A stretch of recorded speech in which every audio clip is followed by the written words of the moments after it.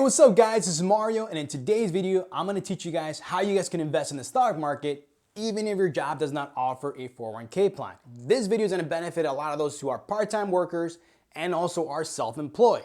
Why is this important? Well, if you think about it, a lot of Americans, especially older Americans, don't have enough savings for their retirement. That's the reason why they're working part-time jobs. And on the other side, you have the younger generation, millennials. They don't have enough money for the down payment of their first home. That's why they still live with their parents.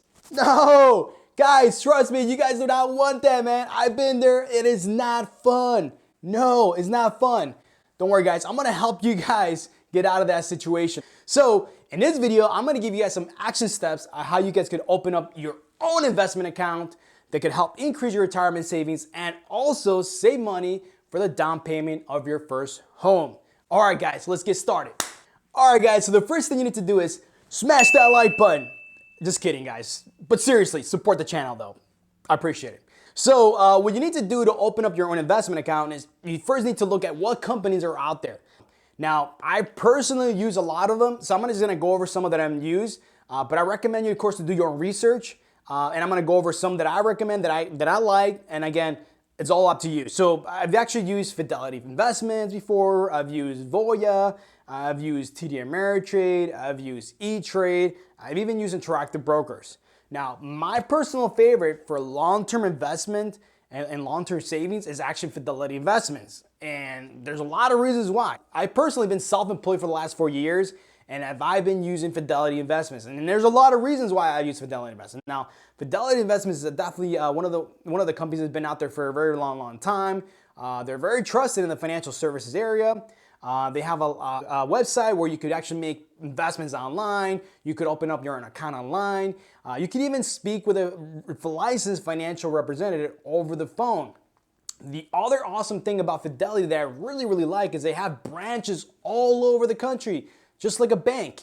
You know, you can visit one of their local branch, talk to a licensed financial representative face to face, talk about your personal financial goals, short term, long term, and have that, one-to-one face interaction that can really set you up for the right path. All right, so that's why I really like Fidelity Investments. Now, so how do you open up your own investment account? It's actually quite simple, guys.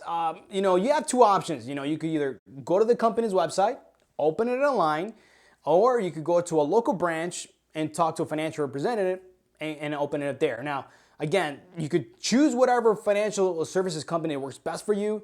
Make sure you do your own research, whatever is in your area, or depending on your personal situation, your preferences are to do it online or the phone, or to actually visit a branch locally. So it's really up to you. There's a lot of companies out there, so make sure you always think about what's important for you and make sure that company meets your needs.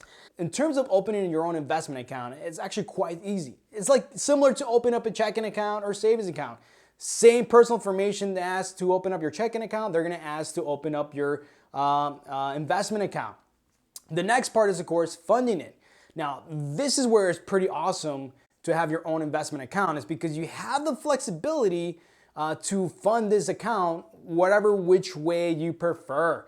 You could fund it every single paycheck, every 2 weeks, every month, every year. It is really up to you, you know what I mean? So just keep that in mind. That's why I recommend having your own investment account, because it gives you a lot of flexibility, guys. A lot of flexibility on what's best for you in terms of your savings and in terms of what's best for you to save for that ultimate retirement goal. Now, in terms of opening an investment account, there's several options. You're gonna have the option to open an individual account, which is money that's already been taxed. You're gonna have the option to open an IRA, which is an individual retirement account, money that it's pre-tax, or money that you're gonna get a tax deduction at the end of the year once you submit your taxes. Now, and also the Roth IRA. Now, the Roth IRA account is actually money that's already been taxed that you put for retirement account that's invested for a long run, but whatever money you put in, it's already been taxed, so you're not gonna get taxed if you take it out.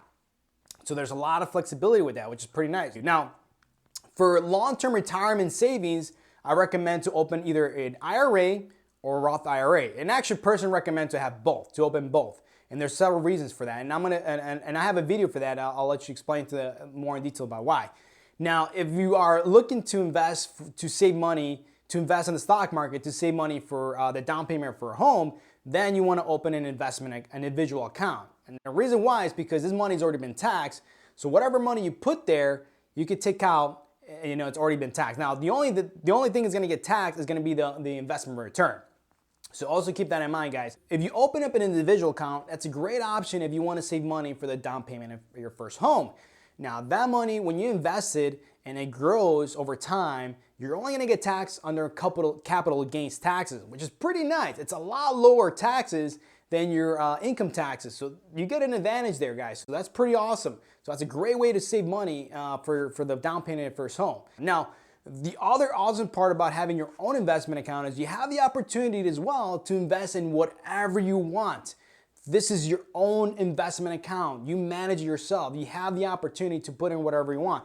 If you want to buy Apple stock, if you want to buy Google, Netflix, or if you want to buy a mutual fund, index fund, you have the flexibility to put the money wherever you want. Also, if you want to buy gold and investments in gold, you have the flexibility to put the money wherever you want. So you have that control of your investments, your savings, your retirement, and that is awesome. Having control, having power over your retirement, power over your savings, that is amazing, guys. That is absolutely amazing. So keep that in mind.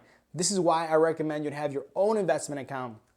So the next problem though is about when you have your own investment account, the question is, where do I put my money, man? Where do I invest? There's so many options out there, man. There's so many companies to invest. A lot of great companies. You got a lot of different sectors. You got consumer discretionary, consumer staples. You got energy. You got technology. Or you even got index funds. You got mutual funds. So where the heck do I put my money? Where do I invest my money? That's the biggest question. That's the biggest problem. And I totally understand, guys. I totally understand. So my recommendation is to get some advice from a licensed financial representative. Make sure they're licensed, guys. So important. Licensed, all right? Licensed financial representative, all right, guys? Now, this is one of the other reasons why I like Fidelity Investments, guys, because they have a lot of free services. You get the opportunity to also work with a financial representative. You can talk to them over the phone. You can meet with them, one of the branches, talk to them about your personal short-term or long-term goals, whether it be saving for the down payment of your first home, which is more of a short-term side, or to save for your retirement, guys.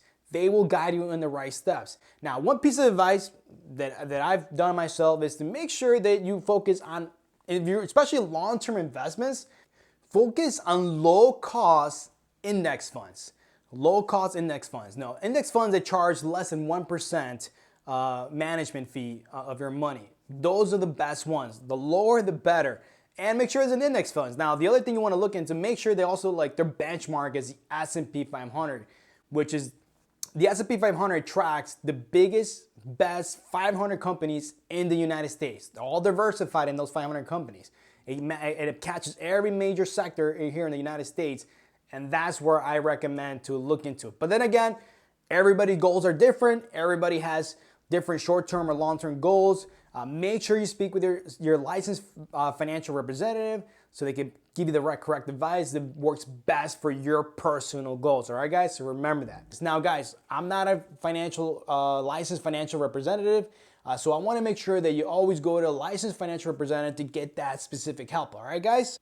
All right, guys, so let's say that now you have your investment account. It is funded. It's already invested. You spoke with a financial representative. They already kind of give you advice where you got to put it, et cetera, et cetera. What do you do next? So next, you have to follow up with it. All right? I highly recommend to follow up on your investments. I personally look at them once a month. I want to make sure that whatever money I invested in that fund, it is growing towards meeting that personal short-term or long-term goal.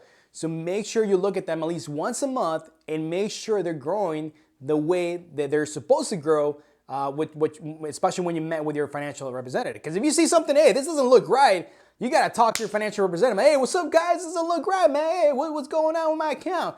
Make sure you monitor it at least once a month. Make sure you're looking at it and it's growing in the direction they were supposed to grow. Highly recommend look at once a month. Even a quarter is good. Even once a year, if you only invest once a year. And actually, I recommend to look at it depending on the amounts of times you invest in it. If you invest If you invest in your individual investment account once a month, then look at it once a month. If you invest every quarter, look at it every quarter. If you invest once a year, then look at it once a year. But make sure that at least you are following up with it, your investments. Make sure they're gearing towards your goal and meeting those goals. Now, the other thing that I personally recommend is to meet with a licensed financial representative at least once a year, similar to when, when you do your taxes once a year, when you meet with your tax advisor, hey, meet with a financial representative. Make sure that that year, whatever money you put, it is growing and it's hitting your long-term or short-term investments goals, all right, guys? So that's very, very important to follow up on your investments. Very, very important, guys, all right, guys? Because this is your retirement and this is your savings for your down payment for your first home or whatever the case might be. So make sure this is your money, guys. You got to take control of your money. You have the opportunity to do that, so make sure you follow up on that, all right? This is your money. This is your hard-earned dollars, guys. This is what you work so hard for, so make sure you protect it. Monitor it, look at it, inspect it with a microscope if you have to, but make sure you understand what is happening with your investments. That's very, very, very important, guys. Make sure you take a look at it, all right, guys? All right, guys, so that's pretty much it with this video.